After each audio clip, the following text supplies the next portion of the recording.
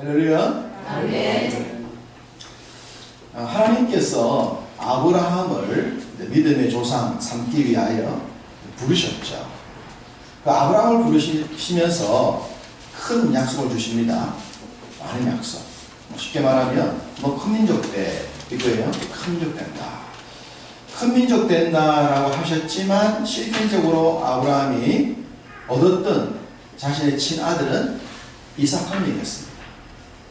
큰 민족을 이루겠다 했지만 자기 생에는 친아들 이삭밖에 없었고, 창세기 25장에 이제 아브라함의 마지막 내용을 기록한 곳에 보면 후처를 통하여 자녀들이 몇 명 있다라고 보여줘요. 후처가 아닌 본부인을 통해서는 이삭 한 명 얻었는데 하나님이 아브라함을 너 큰 민족 삼게 라고 하셨다는 거예요. 근데 그 약속은 아브라함 생전에는 이루어지지 않았죠. 그랬던 그 하나님의 약속은 야곱에게로 가면 확장되기 시작합니다. 손이 뒤했던 집안에 야곱에 의해서 12명의 아들이 생기게 되어지고, 그 12명의 아들을 통해서 12지파가 형성되고 이스라엘이 큰 민족으로 성장할 수 있는 발판이 마련됩니다. 그러한 내용 창세기 49장에 보면 나옵니다. 창세기 49장에 아브라함, 야곱이 자기 아들 12아들에게 유언하는 내용이 나오는데, 그 유언의 내용은 마지막 부모님이 돌아가실 때 자식에게 남기는 내용은 일반적으로 좋은 내용들이지만, 야곱의 유언에는 전부가 좋은 것만 있는 것이 아니라 조금 좋지 못한 내용도 있죠. 그것은 레위와 시몬과 레위 같은 경우 야곱의 삶에 냄새를 내게 할 수 있었던 일로 인하여서 시몬과 레위에게는 좀 좋지 못한 내용을 주지만 대부분의 내용은 좋은 내용들로 가득 담겨져 있습니다. 그 12아들에 대해서 얘기를 하고 있는데, 그 12아들을 하나님이 그때부터 12지파다라고 얘기를 하십니다. 잠시 창세기 49장을 보겠습니다. 창세기 49장과 신명기 33장에 나오는 12아들이라는 말씀이 오늘 말씀의 내용입니다. 신명기 말씀도 보셔야 되니까 신명기 말씀을 듣지 마시고 갖다가 쉽게 올 수 있도록 표시를 하시고, 창세기 49장 보시면 12아들에 대한 여러가지 내용이 담겨져 있는데, 28절에 가면 이 12아들이 12지파다라고 이미 창세기에서부터 야곱의 12아들에 대한 마지막 내용을 할 때부터 성경은 이들이 단순한 아들이 아니라 장차 이루어질 이스라엘의 12지파다라고 말씀하고 계세요.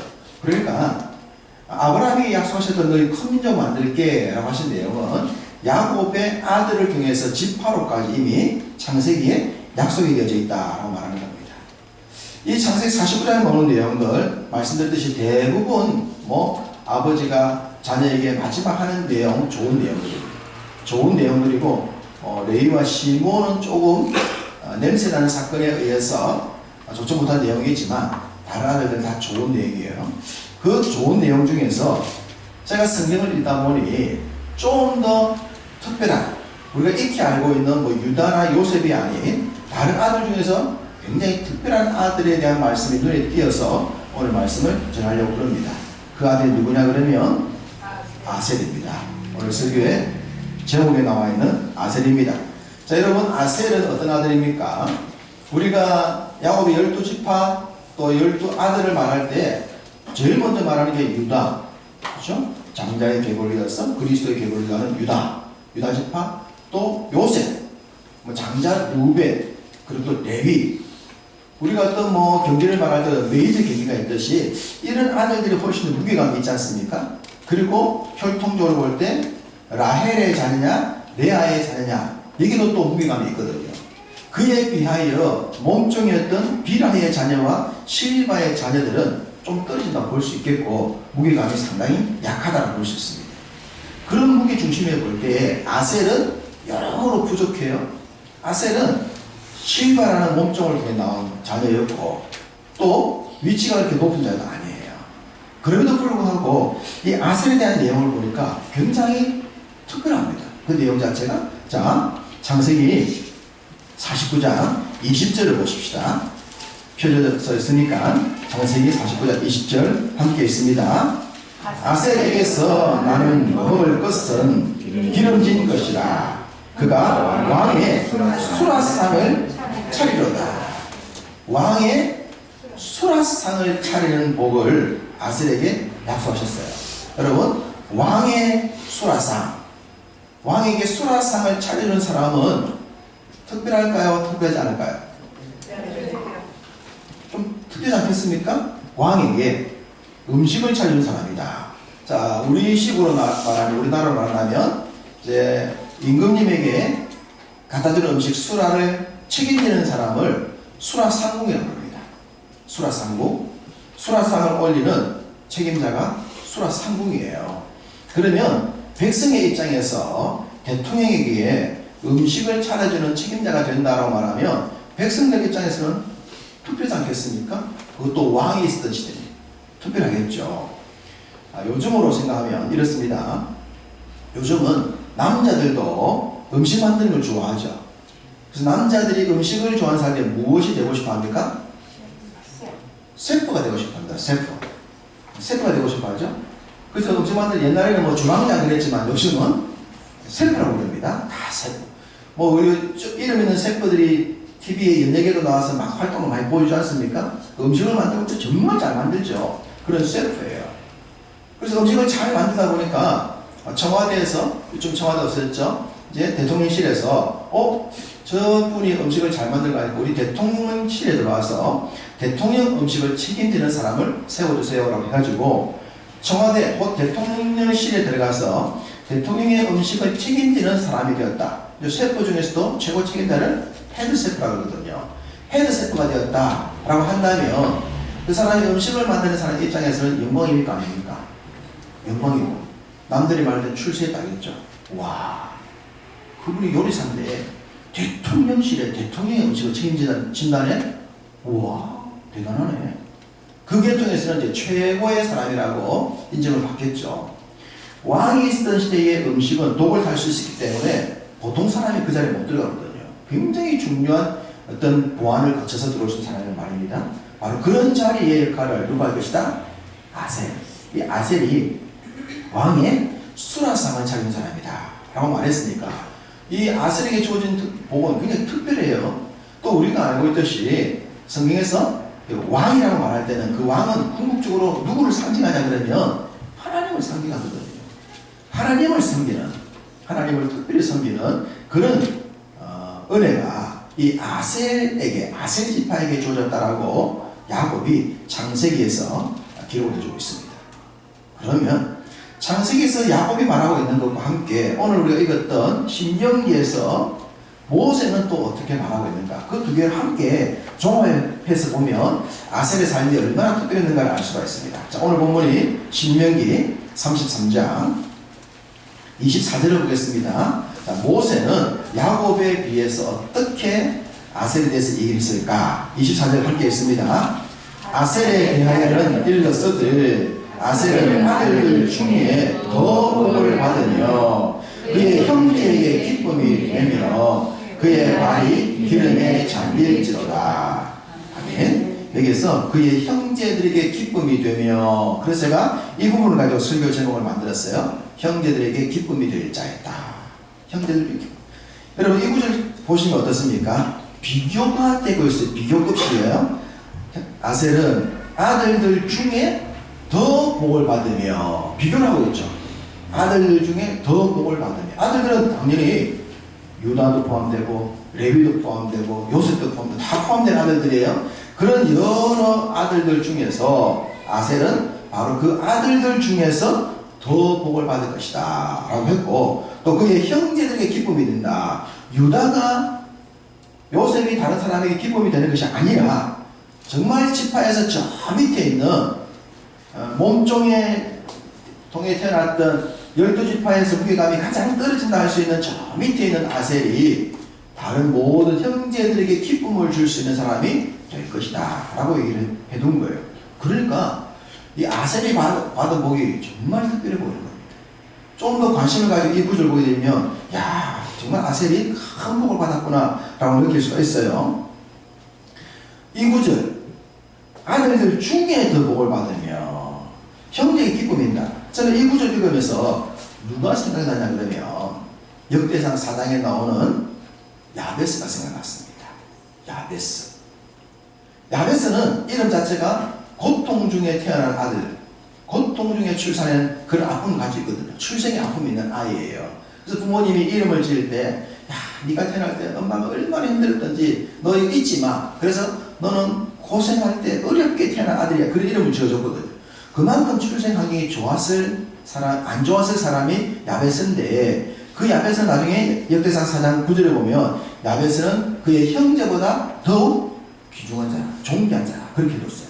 형제들보다 귀중한 자다, 형제들보다 존귀한 자다, 비교급을 쓰고 있거든요. 분명히 출생적으로나 환경적으로는 안 좋았는데 나중에 삶을 보면 더 좋았던 사람들보다도 더 좋았다라고 비교급을 쓰고 있는 겁니다. 그래서 이제 비교하는 건 좋은 건 아니에요. 우리가 뭐 큰아들과 작은아들 비교한다든가 누구 비교하는 것은 옳은 건 아닙니다. 그러나 성경이 이런 비교급을 쓰는 것은 월등하게 차이 나는 것을 보여줄 때는 비교급을 쓰는 거예요. 이것은 그 사람이 얼마나 더 뛰어난가, 더 잘 됐는가, 더 좋았는가, 이것을 알려주기 위해서 비교급을 쓰고 있는데, 오늘 보면 신명기도 보면 아들들 중에 더 복을 받으며 비교하고 있잖아요. 그리고 형제들에게 기쁨이 된다. 그 다른 형제들이 다른 형제를 기쁘게 것보다 차이가 날 정도로 그런 삶을 살 것이다 라고 얘기를 하고 있는 겁니다. 여러분, 우리는 다 이런 생각하죠. 특별한 삶을 살았으면 좋겠다. 여러분 자녀들도 그런 생각 하지 않습니까? 우리는 우리 자녀가 좀 특별하게 살면 좋겠다. 근데 특별한 것보다는 그냥 좀 특이한 거라고 보면 돼요. 다르게 사는 거니까. 우리는 다 다르잖아. 우리도 다르고 우리 자녀들도 성향이 다 다르단 말입니다. 성향이 다르기 때문에 다른 삶을 사는 거예요. 다른 삶, 각자 다른 삶을 사는 겁니다. 그 다른 삶이 남들보다 더 특별하기 위하기보다는 특이하다. 특이하다. 다른 삶을, 좀 더 나은 다른 삶을 자녀들이 살아가도록 하는 것이 좋을 것 같아요. 그리고 그런 삶을 사는 것은 스스로의 판단과 결단과 선택에 의해서 주어지는 것입니다. 내가 어떤 삶을 살 것이냐라고 하는 것은 아무리 아셀에게 야곱이 복을 약속하고 모세가 약속했다 하더라도 그런 삶을 선택하고 그런 삶을 살아가는 것은 아셀의 몫인 거예요. 부모가 자식에게 너 잘 돼야 돼, 너 잘 돼. 저도 우리 애들한테 어릴 때부터 머리에 손 올리고 축복을 많이 했거든요. 그래서 축복을 많이 했지만 그 축복을 받은 아이가 그 받은 복대로 살 것이냐 선택은 지가 하는 거란 말이에요. 부모가 아무리 축복을 해주더라도 지가 그냥 안 살면 그런 삶을 살 수가 없는 거예요. 근데 자신이 부모가 기도해 주는 것을 어릴 때부터 들으면서 그래 나는 우리 엄마 아버지의 기도를 따라서 하나님의 은혜를 따라서 특별하게 살 거야. 누군가를 기쁘게 하는 삶을 살 거야. 이 생각을 자신이 선택하는 거예요. 아셀이 선택을 해야 하는 거예요. 너 형제들보다 더 잘 돼 라고 했을 때 그래 나는 혈통적 볼 때 위치가 저 밑에 있어서 뭐 내가 형제들에게 기쁨이 되겠노? 그렇지만 나는 형제들에게 기쁨을 주는 삶을 살 거야 라는 선택을 아셀이 했고 그 선택을 했기 때문에 그의 후손의 삶이 좋을 수밖에 없다라고 하는 겁니다. 그건 본인이 선택하는 것이다. 아셀의 선택인 겁니다. 아셀이 특별한 삶을 선택했고 그 선택이 그에게 주었던 약속들을 이루어내었다라고 볼 수가 있는 거예요. 이미 하나님은 믿는 우리들에게 다 약속하셨기 때문에 우리가 다 그렇게 될 수밖에 없겠지만 다 그렇게 되는 것도 아니니 그 선택을 우리가 해야 하는 것이다. 우리의 자녀들을 해야 하는 것이다. 자, 그런 선택의 사람들을 우리가 또 생각해 봅시다. 느헤미야를 생각해 봅시다. 느헤미야는 포로로 잡혀간 바벨론에서 그 지역에서 태어난 아이였어요. 그 환경에서 자랐어요. 그런데 이 느헤미야가 어느 날 가만히 들어보니까 소문이 들려오는 거예요. 어떤 소문이 들려오냐? 버려진 예루살렘에서 성벽이 없음으로 말미암아 그 안에는 우리 백성들이 참 큰 어려움과 고통을 당하고 있다는 소식을 들었습니다. 그 소식을 들었을 때 많은 사람들이 안 됐네, 아이고 안 됐네 이렇게 끝났겠지만 느헤미야는 그 소식을 듣고 눈물을 흘립니다. 동족들이 저 먼 땅에서 고난당하고 있다는 소식을 들었을 때 그가 눈물을 흘려요. 그리고 기도해요. 하나님, 제가 저들을 도와주고 싶습니다. 제가 저들을 도왔으면 좋겠습니다. 그런데 하나님이 그 느헤미야의 눈물과 마음을 보시고 누구를 삼습니까? 왕의 술만 한잔 책임을 져요. 그 나라의 제국의 왕에게 음식 수라상을 갖다 준 것처럼 술을 갖다 줄 수 있는 그 책임자로 왕 앞에 세워지는 거예요. 왕의 신뢰를 받는 사람이 되는 거예요. 그래서 그가 결국은 성벽을 세우게 되지 않습니까? 많은 사람들은 안 됐네라고 지나갔지만 이 사람은 안 됐네로 끝난 것이 아니라 눈물을 흘렸고 기도를 했고 그리고 그 일을 이루기로 했던 거예요. 그 일로 인해서 그 느헤미야로 말미암아 예루살렘 성 안에 성벽이 세워지고 난 뒤에 큰 기쁨의 소리가 저 멀리 들렸다라고 성경 기록하지 않습니까? 기쁨이 되었죠. 형제들에게 기쁨이 된 삶을 느헤미야가 선택했던 거예요. 요셉도 마찬가지죠. 요셉도 하나님이 어릴 때 꿈을 주었는데 그 꿈을 가지고 있다가 꿈 때문에 형제들에게 버림받고 팔려나가는 인생이 되지 않습니까? 그래 팔려나가는 인생이 됐다면 악받쳐가지고 인생이 에이지 내가 고향도 떠났고 막 살자 그렇게 잠류의 인생이 될 수도 있었겠지만 그는 그러지 않았다는 거예요. 그렇게 팔려나가고 버림받은 삶을 살고 십몇 년 동안 그렇게 힘든 삶을 살아도 그는 꿈을 버리지 않았고 자신이 받은 하나님의 비전을 이루어드리기 위해서 그 꿈을 끝까지 붙들고 살았단 말입니다. 인생을 낭비하지 않았던 거예요. 막 살지 않았던 거예요. 세상처럼 살지 않았던 거예요. 환경은 버림받은 사람이었고 감옥에 갇힌 사람이었고 아무도 알아주지 않은 사람이었지만 그는 그 감옥 속에 있으면서도 하나님을 향한 꿈을 버리지 않았고 언젠가 때가 되는 하나님께서 나에게 은혜를 베풀어 주실 거야. 우간다에 때가 되면 은혜가 임했듯이 자신의 삶에도 주의 은혜가 임할 것이라는 그런 생각을 가지고 그 고난의 날들을 믿음으로 이겨내기 때문에 요셉이 세계를 보는 사람이 되지 않습니까? 그것도 요셉의 선택이었던 거예요. 요셉의 선택. 야베스도 그랬고 느헤미야도 그랬고 오늘 본문에 아셀도 그랬습니다. 아셀은 선택을 했고 그리고 그 선택을 지파들 형제들에게 보여줍니다. 자, 아셀을 좀 이해하기 위해서 아셀 지파가 위치했던 것도 한번 살펴보면 합니다. 우리가 여호수아서를 보게 되면 12지파 각 군대 장면이 나오는데 핵심 가장 중요한 요단강을 중심으로 해서 예루살렘 근방으로 가장 좋은 요지들은 결국 유다와 베냐민 뭐 이런 지파가 받아요. 그래 왔는데 이 아셀 지파는 제일 북쪽입니다. 제일 위입니다. 제가 지도를 그리면서 이 아셀 지파 위치를 기억하라고 설명할 때 아슬아슬하게 제일 위에 매달리는 지파라고 말씀드렸어요. 아슬아슬하게 제일 북쪽에 매달리는 지파가 아셀 지파다. 지도를 보면 제일 북단입니다. 제일 북쪽에 그것도 해안을 끼고 있어요. 바닷가 쪽 갈릴리 해변 바닷가 갈릴리에서 왼쪽 바다가 지중해와 이쪽 변에 해변에 모여 있는 위치를 볼 때도 저 북쪽입니다. 별로 큰 도움이 안 될 것처럼 보입니다. 그 아셀이 받은 지파의 지도를 보면 어디가 들어있냐면 두로와 시돈이 있어요. 두로와 시돈. 두로와 시돈이 지금의 레바논 아니에요. 레바논. 그 당시 두로와 시돈이 계속 이스라엘과 갈등 관계를 맺죠. 솔로몬 때는 관계가 좋아서 백향목을 주고받기도 합니다만 이스라엘 역사 속에는 계속 두로와 시돈 이것이 이 두 나라가 유대 나라와 갈등 관계를 보여주고 있거든요. 그 지역이었어요. 여러분 참고로 단 지파가 해변 땅을 공유하지 않습니까? 해변 땅을 받았지만 그 해변 땅에 어느 지파가 있었습니까? 어느 족속이 있었죠? 블레셋이 있었잖아요. 블레셋이 있는 바람에 이 단 지파가 그 땅을 차지하지 못하고 어디로 올라와요? 제일 북단으로. 단에서부터 부에세바가 그럴 때 이스라엘 제일 북단이 단 아닙니까? 그 제일 북쪽에서 땅을 차지하거든요. 해변가에 제일 좋은 땅을 줬는데 블레셋을 이기지 못했어요. 그래서 쫓겨나가지고 이 지파가 제일 북쪽으로 올라갔단 말입니다. 그렇게 본다면 아셀 지파에도 똑같은 적이 있었단 말이에요. 두로와 시돈이라고 아주 강력한 도시국가가 있어서 그 당시 이스라엘에게 늘 갈등 관계를 맺었어요. 그리고 그 지역은 계속 적들이 쳐들어오는 분쟁 지역이었어요. 그 분쟁 지역에 아셀이 땅을 받았는데 위치적으로 볼 때도 안 좋았던 여러 가지 상황도 안 좋았던 그런 위치에 있었음에도 불구하고 아셀은 형제들에게 기쁨이 되는 삶을 선택한 거예요. 그러기 위해서는 자신들을 지켜내야 했겠죠. 두로와 시돈과의 전쟁에서 이겨야 했고, 만약에 자신들이 무너지면 그적들이 계속해서 다른 지파를 치고 들어온 것 아닙니까? 자신들이 입구에 방패역할을 하는 거예요. 그 위치로 보면 갈멜산과 기온 강이 흐르는 그곳입니다. 갈멜산. 우리가 엘리야에 대한 얘기 잘 알고 있는 그 갈멜산입니다.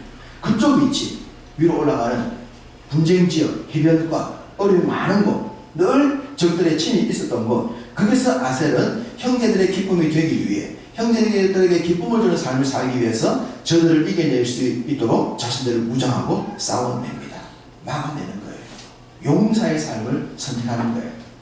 다른 사람에게 기쁨을 주기 시작하는 겁니다. 우리가 믿음 생활하면서 그런 소망이 있잖아요. 나 주님의 기쁨 되기 원하네. 나는 사람들에게 기쁨을 주는 삶을 살고 싶어. 나는 우리 부모님에게도 기쁨을 주고 싶고, 우리 형제들에게 기쁨을 주고 싶고, 내가 살아가는 모든 삶에서 내 주변 사람들에게 복을 주고 싶어. 선한 영향력을 미치고 싶어 하는 생각은 예수 믿는 우리랑 다 가지고 있단 말이에요. 근데 그런 삶을 살려면 내가 먼저 잘 돼야 돼요. 내가 잘 돼야 다른 사람을 윤택하게 해줄 수가 있죠. 내가 겨우 생존한다고 막 정말 정신 살아가면은 남들에게 윤택한 삶을 도전을 못 준단 말입니다. 내가 먼저 잘 되는 거죠. 그래서 기도할 때 그러더니 하나님, 제가 남들을 잘 되게 하기 위해서 저가 잘 돼야 되니까 하나님 저에게 복을 주십시오. 하나님이 저에게 복을 주시면 하나님 기쁘게 해드릴게요. 이런 마음을 가지고 잘 되는 삶을 살아야 하는 거죠. 꿈을 가지고. 그래서 공부도 열심히 해야 되는 거, 사업도 열심히 해야 되는 것이고, 주의 뜻도 성실하면서 잘 되는 복을 누려야 한단 말입니다. 아셀이 형제들에게 기쁨이 될 자라 그랬는데, 형제들에게 기쁨이 되려고 그러면 아셀이 먼저 잘 되어야 됩니다. 자신이 잘 되어야 다른 사람을 잘 되게 할 수 있는 거예요. 아셀은 잘 되기 위해서 자신을 강하게 만듭니다. 자신을 강하게 만들고, 그 강하게 만든 모습으로 자신을 지켜내죠. 자신을 지켜내므로 말미암아 다른 지파들도 보호를 받게 만드는 거예요. 방패 역할을 해내서. 그래서 다른 지파들이, 야, 아셀이 무너지면 우리가 위험한데 아셀이 저기서 막아주니까 참 우리가 좋네 라는 칭찬을 듣는 그 모습으로 지파들의 기쁨을 주는 자로 세워지는 걸 볼 수가 있습니다. 자, 또 한 번 더 봅시다. 신명기 33장 25절입니다. 자, 25절은 이 아셀에게 어떤 복을 주고 있는가 읽어보겠습니다. 합독합니다. 내 문빗장은 철과 못이 될 것이니 내가 사는 날을 따라서 능력이 있으리로다. 아멘.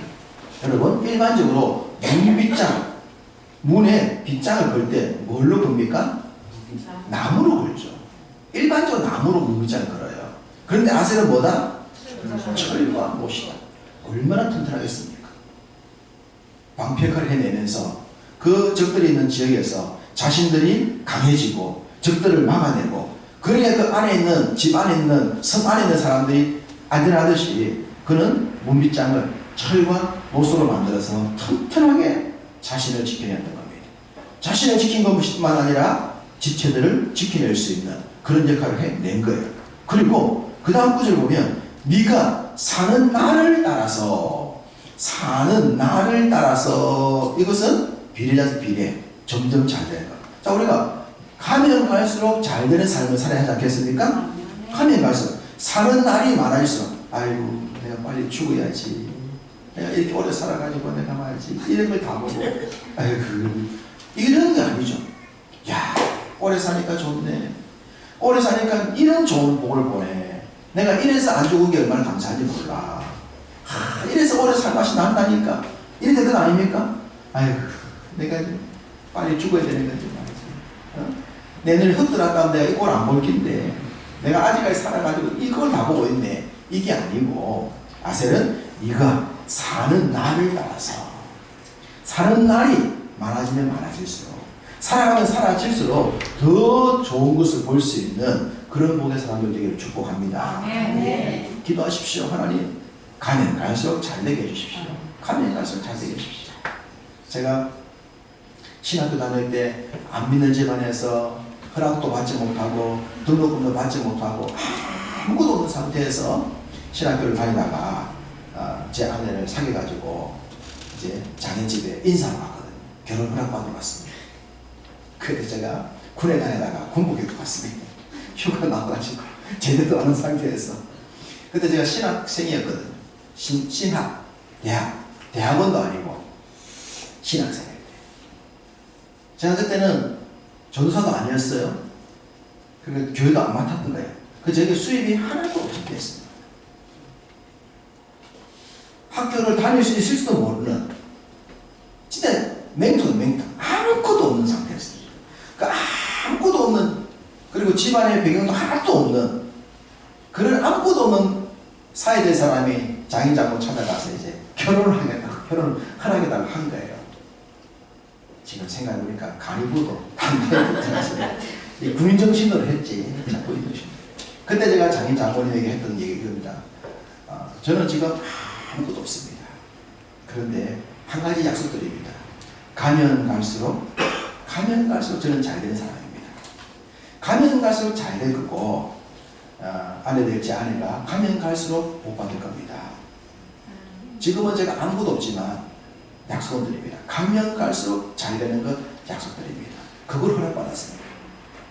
어려 볼 때, 이놈이 아무것도 없어도 좀 희망이 보이네. 그렇게 하셨는가? 하나를 받고, 이제 공식적으로 이제 교제하고 결혼을 결정했는데, 많은 날들이 어려웠죠. 그 이후 동안 계속적으로 어려운 날들을 많이 보냈지만, 어쨌든 하나님이 날들에 따라서 잘 되는 거, 날들에 따라서 잘 되는 거. 그래서 늘 기도합니다. 하나님, 지금까지 되돌아보면 가면 갈수록 잘 된 것 같아요. 저는 개척을 하게 된 것도 얼마나 감사한지 모릅니다. 개척을 하게 되었기 때문에 제가 주님 앞에서 제 자신을 돌아보고 새롭게 목회에 대한 눈을 뜨게 된 것은 기존 교회에서는 보지 못했을 것 같은데 너무너무 감사해요. 너무 감사해요.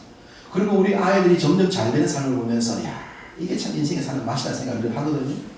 여러분을 보면서도 여러분과 함께 우리가 교회들 간에 갈등 하나 없이 서로 같은 마음으로 그렇게 서로를 위하면서 챙겨주는 이런 성령들과 함께 신앙생활을 한다는 게 이게 얼마나 큰 복입니까? 숫자는 많지만 안에서는 갈등이 있고 서로 힘들게 만든 이런 것이 없는 그런 교회의 성도들과 함께 있다고 하는 것들이, 이게 제가 가는 가서 누리는 복이잖아요. 얼마나 감사합니다. 아세요? 그런 복. 너 사는 날 동안에 나를 따라서 더 좋은 거 주실 거야 라고 말씀하셨는데, 이런 복이 여러분에게 임하기를 축복합니다. 네. 그리고 능력이 있으리라.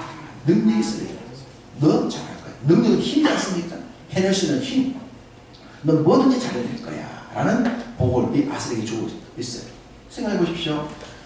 야곱은 아버지나 아셀에게 너 왕의 수라상을 차려서 될 거야 이랬는데, 모세는 나중에 이런 복을 주고 있네. 엄청난 복. 그런 복을 약속해요. 그래서 성경을 또 읽다 보니까, 진짜로 이 아셀의 자손들이 이런 복을 받은 거예요. 그 자손들의 복이 된 내용이 나옵니다. 자, 성경을 마지막으로 보게 봅니다. 역대상 7장입니다. 역대상 7장. 구약성경 622쪽입니다. 역대상 7장 30절. 구약성경 622쪽. 자, 30절부터 40절까지 이름이 쫙 나오죠. 이름이 쫙 나오는데, 자, 30절은 뭐라고 시작합니까? 아셀의 아들들은, 자녀들 얘기예요. 자, 아셀이 창세기 49장과 신명기 33장에서 약속을 받았는데, 그런 그 자손들이 어떻게 됐는가를 보니까 자손들 이름이 쫙 나오는데, 놀라운 건 40절이다. 40절. 자, 40절 함께 읽습니다. 이는 다 아셀의 자손으로 우두머리요 정성된 용감한 장사요 방백의 우두머리라. 출전한 말을 자를 그들이 계보들로 계수하면 26,000명이었더라. 와, 아셀의 자녀들도 이런 복을 받았네요. 이런 복. 우두머리라. 정성된 용감한 장사다. 방백의 우두머리다. 전쟁에 출전한 많은 사람들이다. 정말 멋집니다. 여기서 이 정선된 용감한 장사, 이 발음도 어렵습니다. 그렇죠? 낱말도 어려워요. 정선된 용감한 장사. 이게 뭔 뜻일까요? 정선된?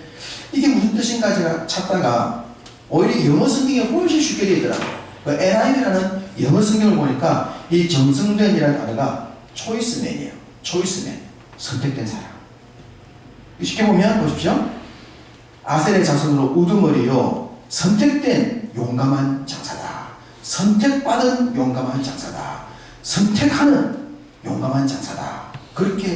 해석하면 훨씬 쉽죠. 선택된 민족, 선택된 사람, 선택하는 사람, 선택한 사람. 우리는 선택된 민족이에요. 하나님이 이스라엘 백성들을 어떻게 말했습니까? 너희를 지명하여 불렀다 라고 말씀하셨지 않습니까? 그 지명하여 부른 영적인 이스라엘이 우리잖아요. 우리도 하나님께 지명하여 선택된 사람들입니다. 믿습니까?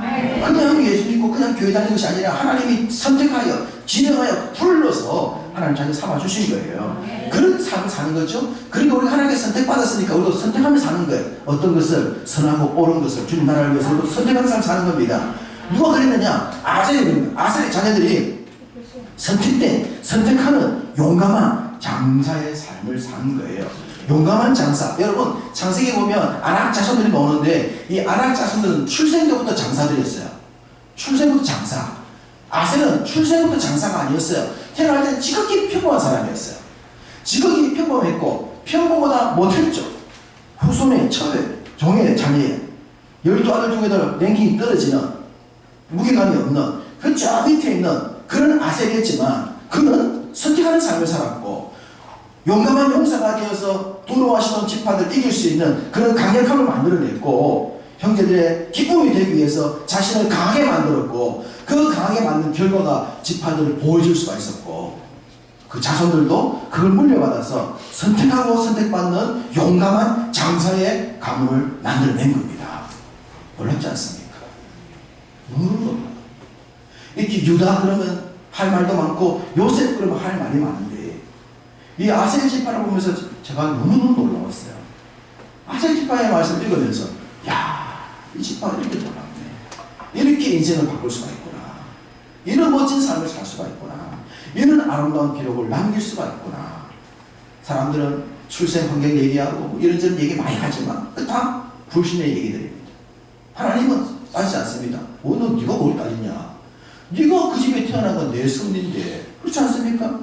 우리가 믿지 않는 집안에 태어나고 싶고 태어났습니까? 가난한 집에 태어나고 싶고 태어났습니까? 하나님이 보내신 거잖아요. 하나님이 보내셨는데 그게 하나님의 뜻이 있겠죠. 뜻을 잡고 우리 집안을 바꾸고 가문을 바꾸고 세상을 바꾸고 싶어. 그 선택을 우리가 하는 겁니다. 아셀이 그런 선택했단 말이에요. 그리고 그 선택을 그의 자손들이 또 이루어가는 거예요. 오늘 말씀처럼 그 자손들이 이루어냈다. 지역적으로 안 좋고 위치도 안 좋고 태어날 때 환경도 안 좋고 안 좋은 건 덩어리가 아셀인데 나타난 결과들 보면 참 좋은 것들을 많이 만들어냈다. 이런 삶을 산 이 아셀을 하나님이 보시면서 기뻐하지 않으셨겠습니까? 우리도 그런 기쁨이 되어야 할 줄로 믿습니다. 아멘. 우리는 다 잘 되어야 합니다. 믿습니까? 아멘. 왜 우리가 잘 되어야 할까요? 우리는 하나님의 자녀이기 때문에 잘 되어야 합니다. 믿습니까? 아멘. 하나님의 자녀 선택받았으면 잘 되어야 돼요. 기도할 때 하나님, 내가 하나님의 자녀인데 잘 되게 해주십시오.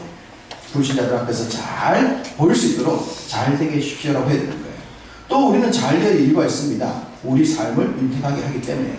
아셀이 자신의 삶을 용서로 만들지 않습니까? 적을 막아내지 않습니까? 그렇게 하니까 다른 사람의 기쁨이 될 수 있죠? 내가 잘 돼야 돼요. 하나님, 내가 하나님의 자녀인데 나 잘 되게 해주세요. 성공하게 해주세요. 돈 많이 벌게 해주세요. 진급하게 해주세요. 인정받게 해주세요. 사업이 확장되게 해주세요. 잘 되게 하면 잘 되게 할수록 제가 주님을 기쁘게 해줄 겁니다. 주님이 주시는 것에 합당하게 주께 돌려드릴 겁니다. 나를 위해 살지 않고 주를 위해 살겠습니다. 여러분 이번에 우리 관다 지내서 참석했지만 그 80이 다 되신 할머니 얘기 듣지 않았습니까? 결혼도 하지 않고 혼자 살아서 80대 할머니가 남들이 교회를 다 짓는 걸 보고는 본인도 짓고 싶은데 돈이 없으니까 그 80에 되는 할머니가 알바를 해서 알바를 한 달 알바해가지고 50만 원을 벌었는데 그 50만 원 하나도 안 쓰고 1년 동안 모아가지고 2년 동안 모아서 그 돈을 가지고 목사님 가져서 교회를 지어주세요 했다 하지 않습니까? 목표를 가지고 살고 뭔가를 이루려고 하면 할 수 있는 거예요. 할 수 없는 게 아니에요. 하나님의 기쁨이 되고 싶은 마음을 가지면 우리가 할 수 있는 것들은 많단 말이에요. 아셀이 그 모든 환경을 이기면서 자신의 삶을 빛나게 만들었던 것. 그리고 또 한 가지 말한다면 우리가 정말 다른 사람의 기쁨이 되기 위해서 아셀처럼 형제들의 기쁨이 되기 위해서 야, 네가 뭐 형제의 기쁨이 될 수 있니? 너는 그냥 얻어먹고 살기밖에 안 되잖아. 그렇게 사람들이 말할 때 자신은 꿈을 가지고 나는 우리 형제들 기쁨이 될 거야. 우리 형제들 기쁘게 할 거야.